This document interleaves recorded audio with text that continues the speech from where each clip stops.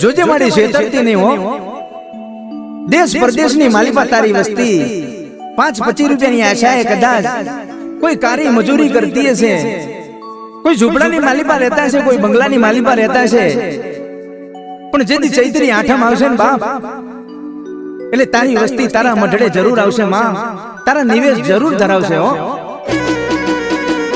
હા મારું સઠિયારા હા, હા નીલભાઈ બાલાભાઈ હા, જય હો જય હો, જય શિયોરી દગાય.